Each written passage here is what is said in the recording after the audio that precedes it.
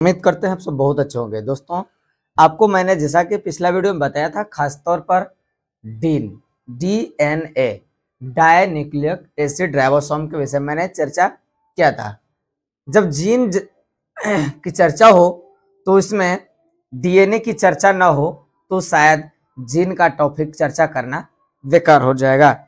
तो जीन को जानने से पहले मैंने आपको इसलिए बता दिया था, खास तौर पर क्या बताया था, तो जीन को जानने से पहले मैंने डीएनए के विषय में बताया था। डाई न्यूक्लिक एसिड राइबोसोम को बताया था हमने, नहीं? तो सबसे पहले जानना है जीन। जीन का मतलब होता है माँ बाप का लक्षण पुत्र पर क्या होता है, प्रवाहित होता है। क्या होता है? माँ बाप का लक्षण अपने संतानों पर प्रवाहित होता है। वही कह रहा है, गुण सूत्रों पर पाई जाने वाली जो हमारे क्रोमोसोम है, क्रोमोसोम पर पाई जाने वाली भौतिक इकाइयां जो पैतृक लक्षणों को क्या करता है, एक पीढ़ी से दूसरी पीढ़ी में ले जाने का कार्य करता है। जो भी संख्याएं हैं हमारे माँ बाप या आपके माँ बाप है, उनके द्वारा जो या फिर उनमें पाए जाने वाले जो भी तथ्य या लक्षण है, विसंगतियां, वो हम पर किसी न किसी रूप में आ ही जाता है। जब ये आ जाते हैं तो इस प्रकार की प्रवृत्ति, नेचर, खास तौर पर जीन कहलाता है। जीन पर कई सारे बातें फोकस भी होते रहता है, क्योंकि जीन का काम ही है एक पीढ़ी से दूसरे पीढ़ी तक लक्षणों को प्रवाहित कराने वाली कार्य क्या कहलाता है, तो आपका जीन कहलाता है।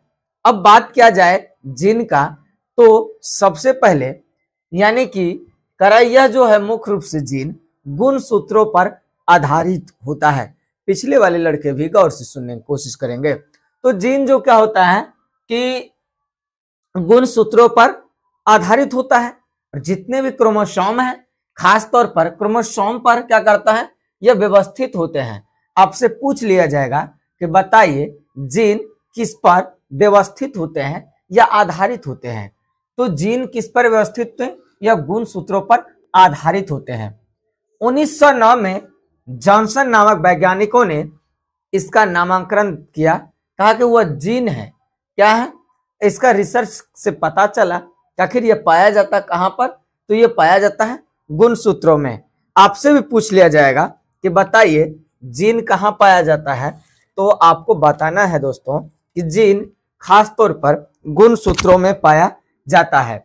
जीन कहां पाया जाता है, तो जीन गुण सूत्रों में पाया जाता है। एक वैज्ञानिक का शोध से पता चला, यह जब 1909 में जॉनसन नामक वैज्ञानिक ने क्या किया, इसका पता लगाया, तो स्पष्ट हो गया कि जीन गुण सूत्रों में ही पाए जाते हैं। लेकिन 1916 में दो वैज्ञानिक और हुए, इन्होंने सिद्ध करना चाहा, सिद्ध करे कि सही मायने में जीन है या नहीं है। तो 1916 में एक मार्गन वैज्ञानिक हुए, दूसरा ब्रिजेन। कौन हुआ? एक मार्गन वैज्ञानिक, दूसरा ब्रिजेज नामक वैज्ञानिक हुआ। तो दोनों ने मिलकर यह प्रमाणित किया कि जीन जो है गुण सूत्रों में ही पाए जाते हैं। देखिए, जॉनसन ने तो यह कह दिया कि क्रोमोसोम में जीन पाए जाते हैं, लेकिन ये दोनों कहा कि नहीं, हम मानने वाले नहीं हैं। हमने चेक किया, ये दोनों ने क्या कहा, हम चेक करेंगे सही मायने में जो हमारे बड़का कह के गए हैं, कहीं गलती तो न कह दिए। इसके पीछे ये दोनों पड़ गए और खोज किया। खोज करके यह पता चला कि जीन जो है क्रोमोसोम अर्थात गुण सूत्रों में ही पाए जाते हैं, और प्रत्येक गुण सूत्रों में जीन एक निश्चित होती है। जितने भी गुण सूत्र पाए जाते हैं, गुण सूत्रों में क्या होता है, जीन एक निश्चित होती है। तब प्रश्न उठता है, आखिर जीन पूल क्या है? तो जीन पूल को भी जानना जरूरी है। तर जीन पूल क्या होता है, किसी आबादी के, चाहे कोई भी आबादी हो, चाहे मनुष्य के हो या फिर जानवरों का, जीवों का, जो भी हो, ऐसे सभी सदस्यों के जीनों के कुल संख्या जो मुख्य रूप से लैंगिक जनन की क्षमता क्या करता है, लैंगिक जनन की क्षमता पाई जाती है, तो इस अवस्था को मुख्य रूप से कहा जाए तो जीन पूल कहा जाता है।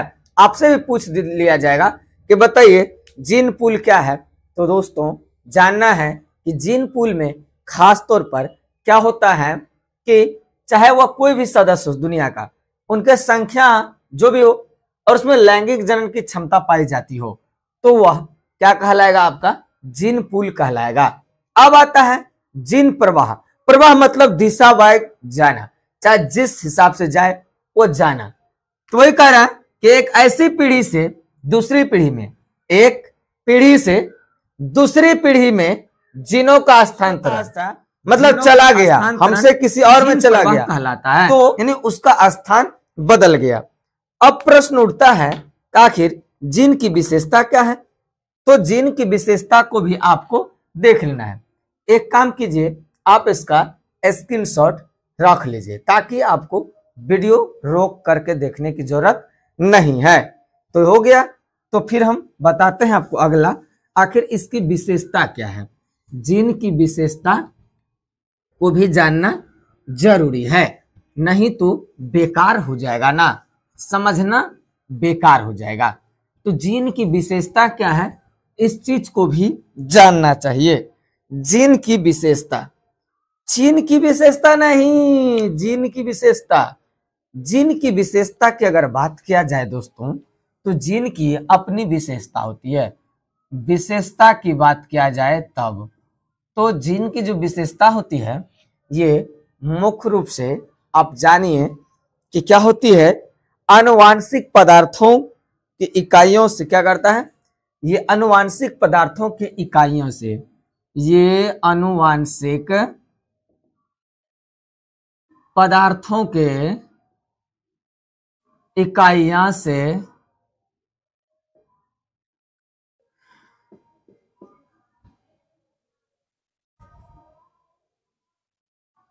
तो क्या कह रहा है कि ये आनुवांशिक पदार्थों की इकाइयां से क्या करता है इकाइयां है। इसमें मुख्य रूप से द्विगुणन की क्षमता इकाइयां है, इसमें द्विगुणन क्षमता होती है। क्या होती है इसमें? इसमें द्विगुणन की क्षमता होती है। जब द्विगुणन की क्षमता होती है तो कहीं ना कहीं स्पष्ट है कि जीन प्रवाह हो रहा है और लक्षण में बदलाव आएगा। और भी ये जान लीजिए, यह पुनर्जन्मता, क्या फिर से जन्म लेने वाले या पुनर्आयोजन की इकाइयां हैं, यह क्या करता है, एक जीव से दूसरे जीव में जाने के लिए तैयार रहता है। और ये क्रॉसिंग ओवर जो हमने बताया आपको पहले भी, क्रॉसिंग ओवर क्या है, तो क्रॉसिंग ओवर में क्या करते हैं, भाग ले लेते हैं। और भाग ले सकने की इसको जो मुख्य रूप से, और ये भी होना चाहिए क्षमता जीन जो है अप्रत्याशित, यानी कि जो उत्पन्न होने वाला है, क्या जीन उत्प्रवर्तित होकर क्या होते हैं, भिन्नताएं उत्पन्न करती है, यानी बदलाव लाती है। और परिवर्तन से जीन में संग्रहित सूचनाओं में क्या करती है, बदलाव ला देने का काम जीन करती है। और ये शारीरिक जो है, खास तौर पर लक्षण हो, जो शारीरिक लक्षण की बात किया जाए तो शारीरिक लक्षण और उसके साथ साथ क्रियाओं से संबंध होती है। जो भी शारीरिक एक्टिविटी है इसके साथ साथ उसके अंतर्गत और भी देखी गई, खास तौर पर उसका नाम रखा गया कि वह लक्षण वैसे क्रियाओं को क्या करता है, प्रकट करने में सहायक होते हैं। तो जीन का ये सारा काम होता है। अब आपको इस बात का भी जानना जरूरी होगा कि आनुवांशिकता और मानव कल्याण क्या होगा, आनुवांशिकता और मानव कल्याण। अगला दिन आपको हम बताएंगे आनुवांशिकता और मानव कल्याण, इस पर हम चर्चा करेंगे। तो उम्मीद है कि आप सबों को शिवरात्रि की ढेर सारी शुभकामनाएं एवं बधाई।